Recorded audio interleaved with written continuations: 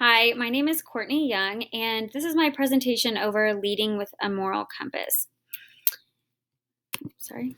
All right, so I chose to place these two articles together because they shared the similar ideas, both defining our moral compass as pretty much our set of values that help us make good moral decisions.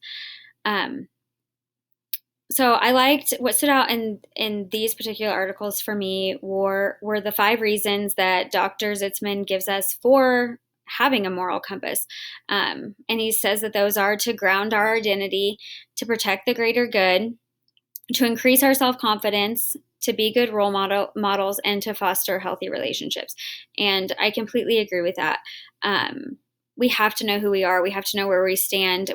We have to have a foundation, be confident in who we are and what our value system is, before we can have healthy relationships with other people. I think that's kind of the core of unhealthy relationships. So I think those tie in really well together. Being a good person obviously is going to lift your self-confidence, and protecting the greater good. If we're all doing the right thing, then life is good. We're having less of a negative effect on others, and that's a good thing. The author of the second article gives us three ways, or the steps, I guess, three steps in making better decisions. And he kind of describes how we need to take time to analyze the consequences. What are the results going to be of this choice or this behavior? Then to analyze the action. Is this the best choice? Do we have another option that would harm less people or do more good, even if it's not the easiest answer? And then to finally make your decision. In these two articles, or I guess these were videos, I'm sorry. In this first video, Moral Compass, I don't want to say his name because I'm going to butcher it. Lee Chai-do stresses the point of having a moral compass, that we need to have one in order to make good decisions that don't harm people. He also describes, drawing our line in the sand. Where is our line between right and wrong? And then he warns against even getting close to the line of doing wrong, because once we step over and justify that behavior, it just becomes easier and easier to justify it in the future. And so it's a slippery slope. And I completely agree with that. I know, one little white lie turns into another and another and another, and it just snowballs. And I see that sometimes with my kids, and then they just can't get out, and then they're trapped. So good life lessons with that. But overall, we have to be committed to doing right and doing well by other people. And I think that's especially true in the field of education, where we're setting an example for young people, and we're having to work with a lot of diverse people and big groups of people, and we're constantly being we're being placed under the microscope by parents and the community. And so I think that's just really important for us in the field of education to just be committed to doing the right thing and staying far away from that line. The next video, having a moral compass, I found it fascinating, and just his views on the situation. And he gives us 4 moral obligations to first put people above all other things in business. There's a price to be paid when we start sacrificing people for more money, or a tighter bottom line, or whatever it is. Second, he reminds us the importance of respecting individual dignity. And I loved his example, or what he said he does for himself, that he would, never equate a student's grade point average with self-esteem, that our job is to build students up and to show them what they're capable of, not to define them by mistakes or where they currently are. Third, he says we need to treat everyone fairly. Completely agree. And to always be honest, which I kind of covered in the last video topic. There's really never a reason not to be dishonest. So yeah. Okay, in these two, the first, a video, Concepts Unwrapped, this author argues a point which I could completely relate to, that our moral decisions are more, um, we make more moral decisions based on our emotions than on rational thoughts. And I completely agree with that. In stressful, tense moments, we make decisions based on how we're feeling. And in the field of education, especially, and in leadership roles across the board, we have to be aware of how we react in those situations so that we can practice and be prepared to handle those situations without our emotions getting in the way, so that we're not being regretful or making poor decisions on a temporary reaction. This next article, probably my favorite one out of all of the resources, because I've got friends from South Africa who've explained the situation there, and this article is very telling of the same thing that they say they experience. But I just love that this author's idea is to start with kids, to teach them good morals. His idea of a supreme core morals that the whole world could adopt is a great idea in theory, but as he points out in the article, it's not really realistic because across the world we don't have the same values and morals, or we don't place them in the same priority spaces. Even across religions have similar morals and values, but they're not exactly the same. So really, to come to a consensus across the entire world, in theory, would be amazing, but not really realistic. So I think this idea of starting with kids and teaching them that, there's no harm in that. And the more we can better prepare our young people for a global world, a global economy, everything's going global, the better off everybody's going to be. Just learning to treat people well. This idea of, and just for me, I guess personally, and I'm not trying to go on a political rant, just regardless of somebody's legal standing in a country, they're still human beings.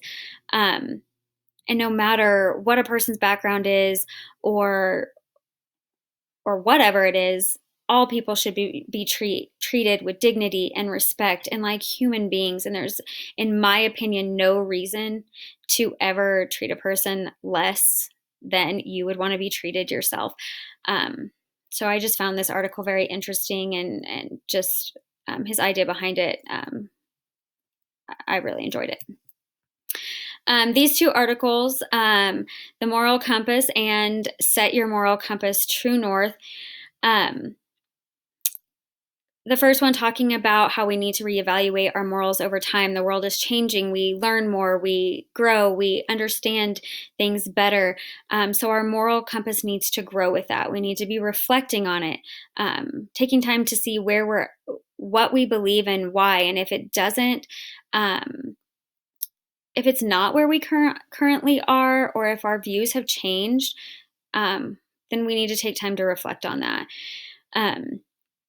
And then the second article, Set Your Moral Compass True North, says kind of the same things. We need to constantly be reflecting on the direction of our moral compass by evaluating where we stand.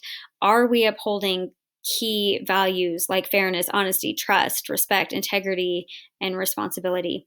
And just the importance of not wavering on that and being true to ourselves, which is also connected in several of the other articles, that it's really never worth sacrificing our moral compass. In the end, it never works out. This is the article I struggled with the most, because I'm not sure that I agree with it. She pretty much says that empathy doesn't have a role in our moral decisions. And I saw some of her points. I can see I do respond out of selfish reactions. I don't want to feel pain. I don't want to be upset. I don't want to be uncomfortable. Excuse me. So I can understand where she's coming from. However, I do feel like there are times that I do react out of empathy for others. I don't feel exactly what they're feeling, or maybe I haven't had the same experience or even been in the same situation, but I can relate to it in one way or another, simply by being a mom or a wife or a human. So I'm still kind of conflicted on this article and what she says, and I do feel like empathy does play a role in our moral compass. So I guess we'll have to agree to disagree. Okay, so here's what my moral compass kind of looks like. It's largely guided by my faith. In fact, almost all of how I view the world, how I treat people, is based on my faith, and my overall stance on that is to love God first, and then to love people. It's not my job to judge people. That's His job. So, I mean, I the things I value. The way I want to be treated, the way I treat others is my faith is largely responsible for that, and I hold that very dearly. Honesty, I talked about earlier. I'm honest to a fault. It drives my husband crazy. But I don't want to be lied to. I want to know if I'm doing something wrong or if I've hurt someone's feelings, because I can't do better if I don't know. I don't want to hurt anybody's feelings with my honesty. And I think there is a line where, being rude has to kind of have to balance. And I don't ever want to be rude, but I do highly value honesty. I feel like we are all responsible for our choices and our actions, and we do make mistakes, but then we have to be responsible for our consequences and repairing the damage that we've done. Integrity, my boys will tell you over and over that integrity, and in my eyes, is more based on what we do when nobody is watching, and less on what we're doing when everybody's watching. And I choose my friends, and the people I surround myself with are people with high integrity, and it's just something I value highly. And this picture over here of the planet with the kids around it is kind of a twofold. I want to take care of our planet. It's important to me to not leave a carbon footprint and to take care of the planet, to leave it better than it was left for me, so that my kids and my grandkids and great grandkids have a great place to live. And I think it's our responsibility together to take care of that. And then just people, I was fortunate to grow up in a community that was very diverse, and I got to learn a lot about different cultures, and just I wanted to be valued as a person in that diverse culture. And I think that all people deserve to be valued and treated with respect and dignity, and have all their needs met and be valued on the same level as another person, regardless of race, sexual orientation, religious beliefs. Um, that's just a foundational idea in my head. And then my boys, the reason why I really want to uphold my morals and set a good example and be a role model for them. I want them to set the world on fire and do good things and be a positive impact. Because I do think we all have a responsibility to contribute positively to society and make it a better place. And I want them to continue that. And I hope that I'm setting a good example for that. So then I have my references, and overall, this assignment has probably been my favorite. It gave me a great opportunity to reflect on my own moral compass, maybe on some values that I used to hold in high regards that have changed a little and shifted over the years. So it's definitely something I'll be taking into the classroom with me and reflecting on. When I have various students with diverse needs and coming from diverse backgrounds, I just feel like assignments like this really help prepare us to do better and be better in the classroom. So thank you for letting me share.